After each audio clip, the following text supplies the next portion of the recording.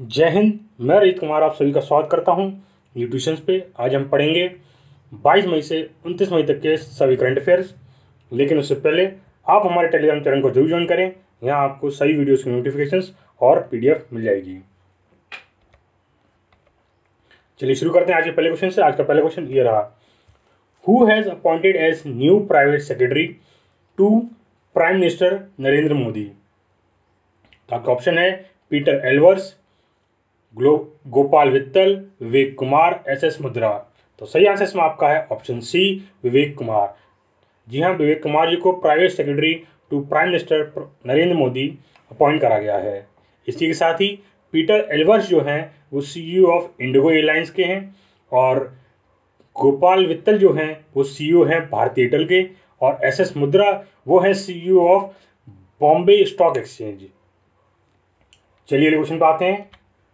Who has been appointed as Delhi's new lieutenant governor of Delhi. तो आपको बताना है दिल्ली के नए लेफ्टिनेंट गवर्नर कौन है। तो आपका ऑप्शन है अनिल बैजल, विनय कुमार सक्सेना, लक्ष्मण देसाई, रमन राज Nair.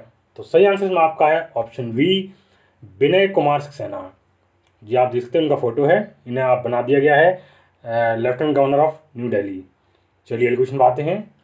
Who has been elected unopposed to Rajya Sabha from Bihar.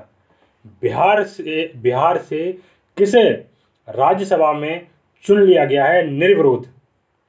तो आपका ऑप्शन है रमेश विश्वकर्मा, अनुज नगरम, अनिल हेगड़े, केशव प्रसाद मौर्य। तो सही आंसर इसमें आपका है ऑप्शन सी, अनिल हेगड़े। जी हाँ, ये अनिल हेगड़े जी का फोटो है। इन्हें राज्यसभा में इलेक्ट कर लिया गया है निर्विरोधी, क्योंकि इसका मतलब है इनके अपोजिशन में कोई खड़ा नहीं था, इसलिए ये निर्विरोधी अनअपोज्ड चुन लिए गए हैं राज्यसभा में बिहार से। चलिए अगले क्वेश्चन पाते हैं। Which is the venue of the 75th edition of the World Health Assembly. तो आपको ये पता हाल ही में 75th एडिशन हुआ है वर्ल्ड हेल्थ असेंबली का। तो आपको बताना ये कहाँ पे हुई है। तो आपका ऑप्शन है रोम, न्यू दिल्ली, बीजिंग, जेनेवा। तो सही आंसर इसमें आपका है ऑप्शन डी, जेनेवा। जी हाँ, जेनेवा में वर्ल्ड हेल्थ असेंबली हुई है। इसका ये 75th एडिशन था और इसकी थीम थी health for peace, peace for health. चलिए क्वेश्चन पे आते हैं। Which state government has launched Indira Gandhi Shahari Rozgar guarantee योजना। तो आपको बताना है कि किस राज्य सरकार ने इंदिरा गांधी शहरी रोजगार गारंटी योजना लागू करी है। तो आपका ऑप्शन है उड़ीसा, तमिलनाडु, वेस्ट बंगाल, राजस्थान। तो सही आंसर इसमें आपका है ऑप्शन डी, राजस्थान। जी हाँ, राजस्थान सरकार ने इंदिरा गांधी शहरी रोजगार गारंटी योजना चलाई है। यह मनरेगा के तर्ज पर अब शहरों में भी रोजगार देगी। इसके तहत 100 दिन का रोजगार दिया जाएगा। इसमें जो राजस्थान सरकार है प्रति वर्ष 800 करोड़ रुपए खर्च करेगी। चलिए अगले क्वेश्चन पे आते हैं। Which edition of the Indian navy Bangladesh navy coordinated patrol मतलब CORPAT commenced in the northern Bay of Bengal recently. तो आपको बताना है कौन सा एडिशन हुआ था जिसमें इंडियन नेवी और बांग्लादेश नेवी ने मिलकर पेट्रोलिंग करी थी। तो आपका ऑप्शन है second edition, third edition, fourth edition, fifth edition. तो सही आंसर इसमें आपका है ऑप्शन सी, फोर्थ एडिशन। जी हाँ, ये फोर्थ एडिशन था कॉरपाट का। इसी के साथ ही इंडियन नेवी के आपको चीफ पता होने चाहिए। तो इंडियन नेवी के चीफ आप हमारे हैं एडमिरल आर हरि कुमार। चलिए अगले क्वेश्चन पे आते हैं। Which company has approved 10,000 crore capital expenditure plan to set up a paint business. वह कौन सी कंपनी है जिसने 10,000 करोड़ खर्च करने का प्लान बनाया है पेंट बिजनेस शुरू करने के लिए। तो आपका ऑप्शन है एशियन पेंट्स, ऑप्शन बी है आपका है कंसाई नेरोलैक, ऑप्शन सी है गारसिम इंडस्ट्रीज, ऑप्शन डी है टाटा सन्स। तो सही ऑप्शन इसमें आपका है ऑप्शन सी, गारसिम इंडस्ट्रीज। जी हाँ, गारसिम इंडस्ट्रीज ने सोचा इस बार क्या नाम है 10,000 करोड़ रुपए खर्च करेगी पेंट बिजनेस स्टार्ट करने के लिए। और ये गार्सन इंडस्ट्रीज आदित्य बिरला की एक सब्सिडरी कंपनी है। चलिए अगले क्वेश्चन पर आते हैं। IIT JEE is to go global and will invite students from how many countries? तो आपको बताना है कि इसमें कितने देशों के छात्रों को बुलाया जाएगा। तो आपका ऑप्शन है 25, 30, 35, 10। तो सही आंसर इसमें आपका है ऑप्शन ए 25 कंट्रीज। जी हाँ, इसमें 25 कंट्रीज़ के स्टूडेंट्स को इनवाइट करा जाएगा। इसमें जो कंट्रीज़ हैं वो US है, जापान है, ऑस्ट्रेलिया है, UK है, मलेशिया है, UAE है, कतर है। इसी के साथ ही ऐसी और कंट्रीज़ भी हैं जो IIT JEE एग्ज़ाम दे सकते हैं इन देशों के बच्चे। चलिए अगले क्वेश्चन पर आते हैं। Who has become first player to hit 700 fours in IPL? वह कौन सा प्लेयर बना है जिसने IPL में 700 चौके मारे हैं? तो आपका ऑप्शन है शिखर धवन, रोहित शर्मा, ऋषभ पंत, डेविड वार्नर। तो सही आंसर इसमें आपका है ऑप्शन ए शिखर धवन। जी हाँ, शिखर धवन पहले IPL प्लेयर बने हैं जिसने IPL में 700 चौके मारे हैं। चलिए अगले क्वेश्चन पाते हैं। Who has been reappointed as Infosys CEO and MD for next 5 years? तो ये बताना आपको अगले 5 साल के लिए इन्फोसिस के CEO और MD किसे बनाया गया है। तो आपका ऑप्शन है अंशुमन अवस्थी, सलिल पारिक, नवोदय सिन्हा, KK राजेश्वर। तो सही आंसर इसमें आपका है ऑप्शन बी सलिल पारिक। जी हाँ, ये आप देख सकते हैं, उनका फोटो है सलिल पारिक। इनको CEO और MD बना दिया गया है इन्फोसिस अगले 5 साल के लिए। चलिए अगले क्वेश्चन पाते हैं। Ariarne Titmus made women's 400 metre freestyle world record. She is swimmer of which country? तो आपको बताना है किस देश से बिलोंग करती हैं। तो आपका ऑप्शन है Kenya, south Africa, Italy, Australia. तो सही आंसर इसमें है आपका ऑप्शन डी ऑस्ट्रेलिया। ये ऑस्ट्रेलिया से बिलोंग करती हैं। ये 20 वर्ष की हैं और इनने 400 मीटर फ्री स्टाइल स्विमिंग में वर्ल्ड रिकॉर्ड बनाया है। चलिए अगले क्वेश्चन पर आते हैं। India is celebrating with which वर्ष birth anniversary of Raja Ram Mohan Roy this year? तो हम इस साल राजा राम मोहन रॉय की कौन सी वर्षगांठ बना रहे हैं? तो आपका ऑप्शन है 250, 272, 199, 204। तो सही आंसर इसमें आपका है ऑप्शन ए 250। जी हाँ, हम इस बार 250वीं वर्षगांठ मना रहे हैं राजा राम मोहन रॉय जी की। और इनका जो आप देखते हैं राजा राम मोहन रॉय जी का जन्म राधानगर में हुआ था, वेस्ट बंगाल के हुगली डिस्ट्रिक्ट में। और राजा राम मोहन रॉय ने एक बंगाली न्यूज़पेपर चालू करा था जिसका नाम था संबल कौमुदी। और इसी के साथ ही एक पारसी न्यूज़पेपर चलाया था, शुरू करा था, जिसका नाम था मीरात उल अकबर। और ये दोनों ही न्यूज़पेपर 1822 में इन्हें शुरू करे थे। ठीक, और राजा राम मोहन रॉय ने रिवॉल्ट करे थे, मतलब विद्रोह किया था साती प्रथा का, बाल विवाह का, पॉलीगमी मतलब बहुविवाह का, कास्ट सिस्टम का, छुआछूत का, और ये बहुत से। ठीक है, चलिए क्वेश्चन आते हैं। Which enterprise has won the Amazon Sambhav entrepreneurship challenge 2022 startup of the year award? तो आपको बताना है कि अमेजोन संभव एंटरप्रेन्योरशिप चैलेंज 2022 का अवार्ड किसने जीता है। तो आपका ऑप्शन है Magnus power innovation private limited, Oxfarm AI innovation private limited, air cure innovation private limited, genius energy critical innovation private limited. तो आपका सही आंसर इसमें है option D genius energy critical innovation private limited. ये जानते हैं आप, ये संभव समिट हुआ था जिसे अमेजोन ने कराया था। इसमें एंटरप्रेन्योरशिप चैलेंज कराया गया था इसमें। तो उसमें आपको बताना कौन जीता था। इसमें ये जीती थी genius energy critical innovation private limited जीता था। इसमें 65 लाख तक के प्राइस और रिवॉर्ड्स थे। ठीक है, चलिए क्वेश्चन पाते हैं। RBL bank collaborated with which company for UPI payments? आपको बताना RBL के साथ मिलकर UPI पेमेंट्स करेगी। तो आपके ऑप्शन है गूगल पे, अमेजोन पे, भारत पे, फ़ोन पे। तो सही आंसर इसमें आपका है ऑप्शन बी, अमेजॉन पे। अमेजॉन पे के साथ आरबीएल बैंक ने कोलैबोरेट करा है यूपीआई पेमेंट्स के लिए। तो आप आरबीएल फर्म क्या है? Ratnakar bank limited. इसे फाउंड कब किया गया था? 1943 में। इसका हेडक्वार्टर कहाँ है? मुंबई। और इसके एमडी और सीईओ कौन है? मिस्टर राजीव आहूजा। चलिए अगले क्वेश्चन पे आते हैं।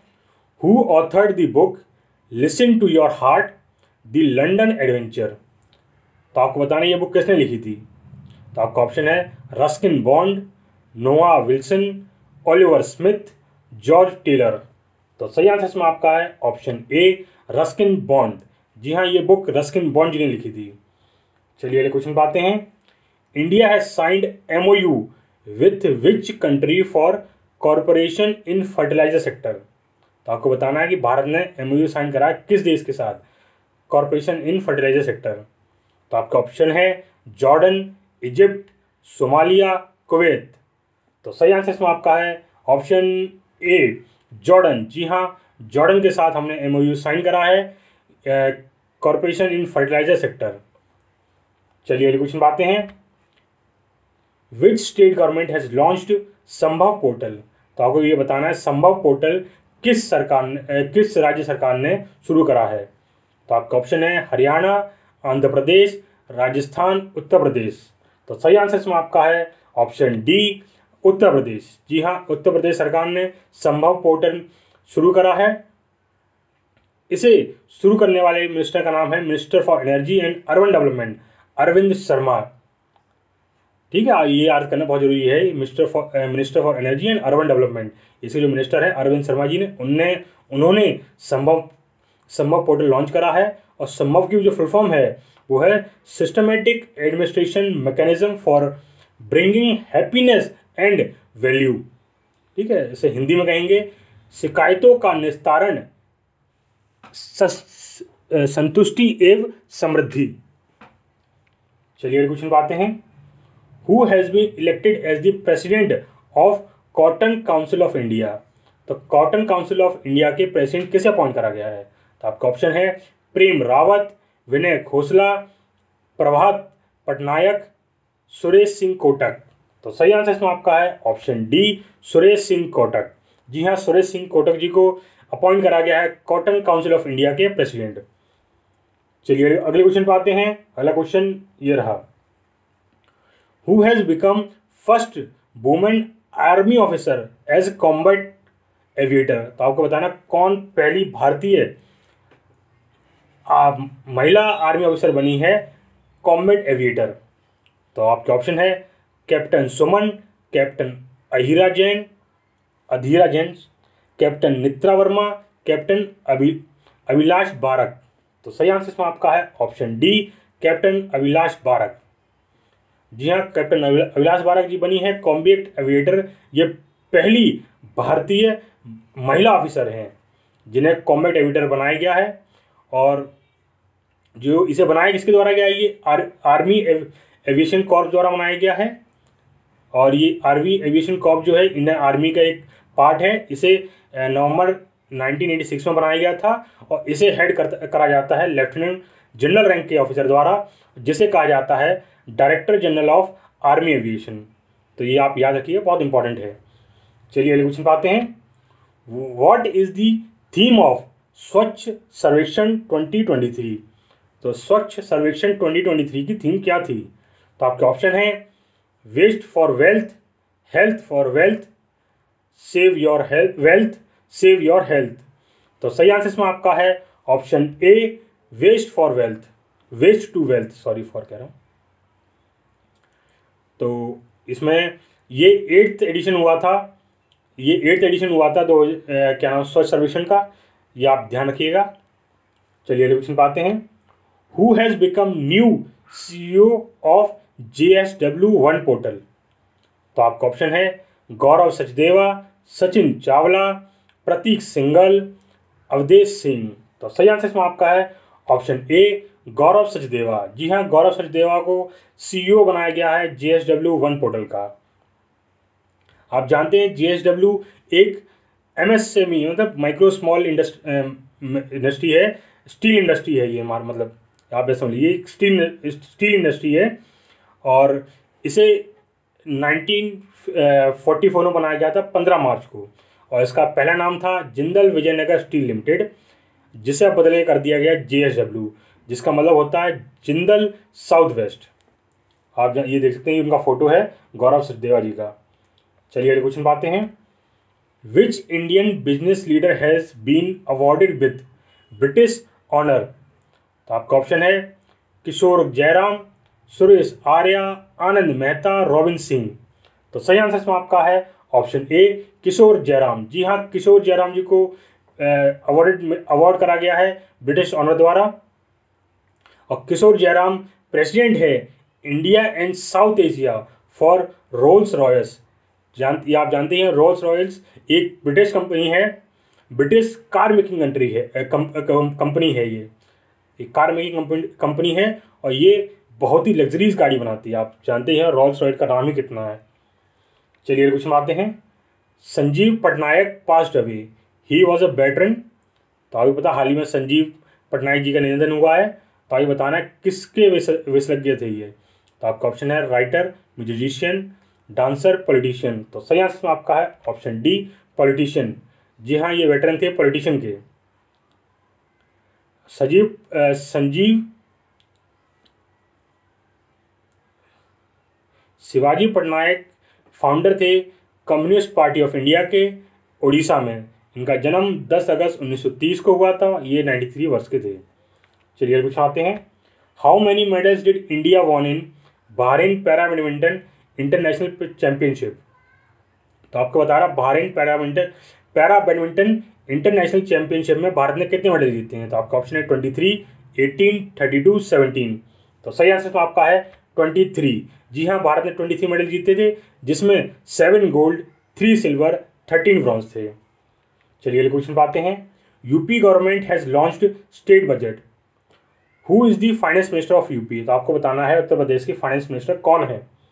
तो सही आंसर तो आपका है सुरेश कुमार खन्ना। जी हाँ, सुरेश कुमार खन्ना जी उत्तर प्रदेश के फाइनेंस मिनिस्टर हैं। और इस बार का जो उत्तर प्रदेश का फाइनेंस बजट था, उसका अमाउंट था 6.15 लाख करोड़ रुपीज। चलिए अगले क्वेश्चन पाते हैं। India has secured which rank in travel and tourism development index 2021? तो आपको बताना भारत की रैंक कितनी थी। आपका ऑप्शन है 44th, 54th, 32nd, 18th। तो सही रैंक आपकी है, सही आंसर इसका आपका है ऑप्शन बी 54th रैंक। जी हाँ, भारत की इस बार 54th रैंक रही थी, 54th रैंक थी। वहीं पिछले साल भारत की रैंक जो थी वो 46 थी, जो इस बार गिर के 54 हो गई है।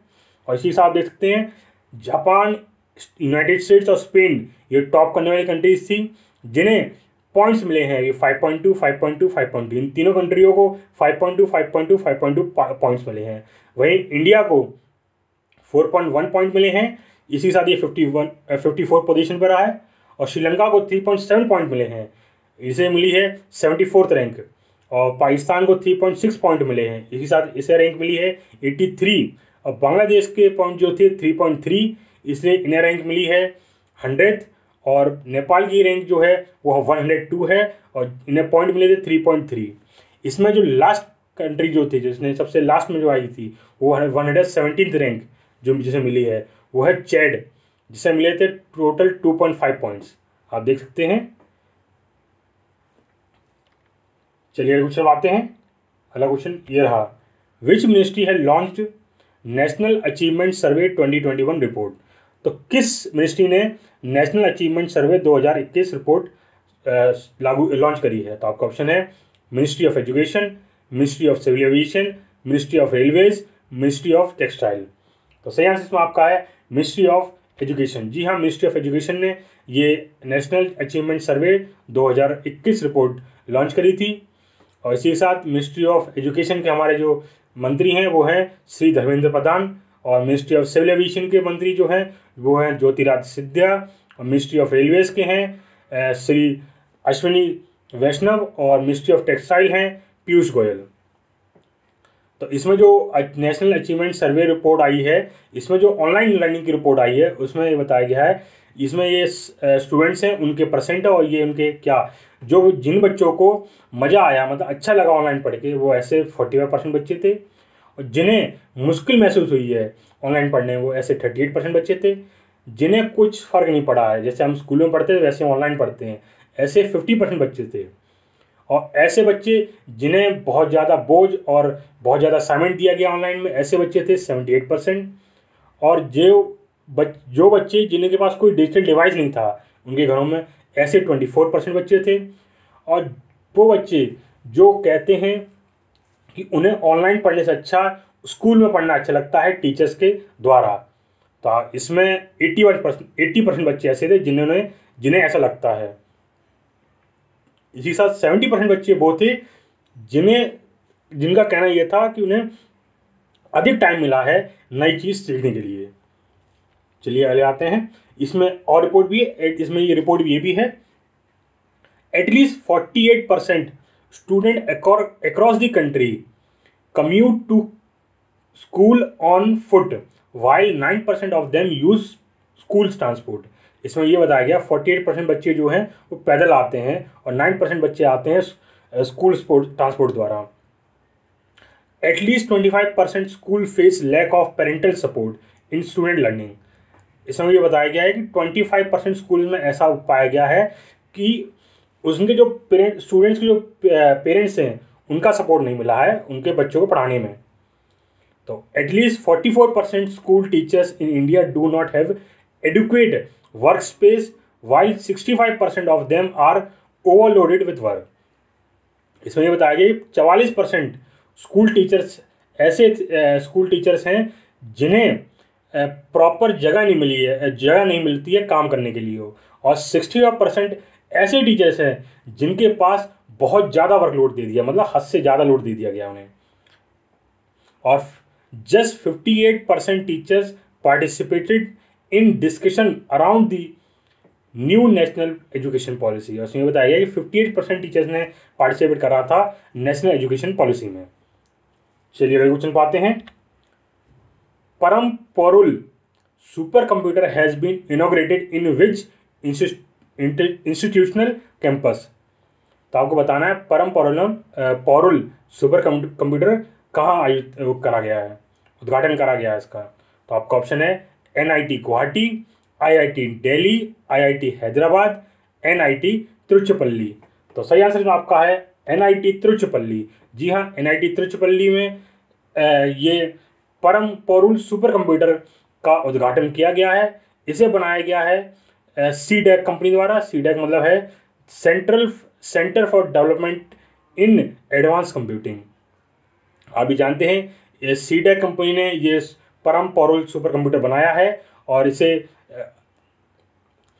इनोग्रेट करा गया है NIT तिरुचिरापल्ली में। चलिए अगले क्वेश्चन पाते हैं। आज का आखिरी question, which has become first Hindi novel to win the international Booker prize 2022। आपको बताना है वो कौन सी पहली हिंदी नॉवल है जिसे इंटरनेशनल बुकर प्राइज मिला है। तो आपका ऑप्शन है tomb of sand, Mansarovar, the Hobbit, this tender land. तो सही आंसर इसमें आपका है option A, tomb of sand. जी हाँ, टॉम्ब ऑफ सैंड को इंटरनेशनल बुकर प्राइज 2022 मिला है। ये गीतांजलि श्री द्वारा लिखी गई है और ये दुनिया की पहली हिंदी नॉवल है जिसे ये प्राइज़ मिला है। और ये गीतांजलि श्री जी हैं, उनका जन्म उत्तर प्रदेश के मैनपुरी ज़िले में हुआ था। चलिए आज के लिए बस इतना ही रखते हैं, धन्यवाद। इसी के साथ आप हमारा चैनल सब्सक्राइब करें और इस वीडियो को लाइक करें। जय हिंद।